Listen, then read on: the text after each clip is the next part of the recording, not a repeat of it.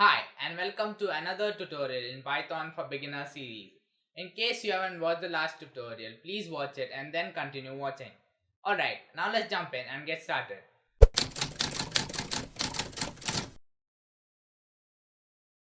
Alright, next we need to install a code editor. We use a code editor to write our code, just like how we use Microsoft Word to write our documents. Now, there are so many code editors out there. The one that I am going to show you in this tutorial is the VS Code. It is one of the most popular editors for writing code. You can get it from code.visualstudio.com/download. So let's go ahead and download VS Code. Now once again, look at your downloads folder. Here you should have a VS Code download wizard.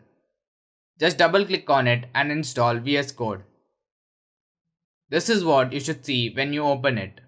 So let's go ahead and create a new folder. Let's name this folder Python. Now let's open this folder in our code editor.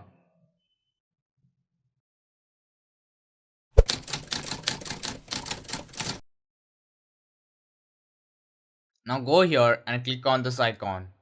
This will create a new file for you. Call this file app.py. So by convention, all Python files must have this py extension. Now let's collapse this panel by clicking here and write our first Python program. Simply type print all in lowercase, open and close parentheses, and inside the parentheses add quotations. We can either use single quotes or double quotes. Now in between the quotes type your name. So I am Dion Cardoza. So this is your first Python program. With this code you can print your name on the screen. Now go on the top and click on the run button. Now if you don't see this button here, click on this icon and in the search bar type Python. Click on this. Here you will get an install option. Just click on install. Back to our program, let's click on this run button. Now down below you should see this little terminal window.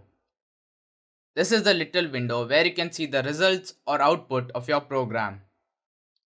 So as you can see, my name is printed over here. So as you write code, this terminal window might come in your way and you can always resize it or minimize it by clicking on this icon. So this was our first Python program. Now if you didn't see the result I showed you in this video, use the comment box below and tell me what problem you encountered. I will do my best to help you move forward. So that is it for this tutorial. Please support my hard work by liking this video and sharing it with others. Also leave a comment letting me know what more do you want to learn in this beginner series. And also subscribe to my channel for more tutorials like this. Thank you so much for watching and I hope to see you soon.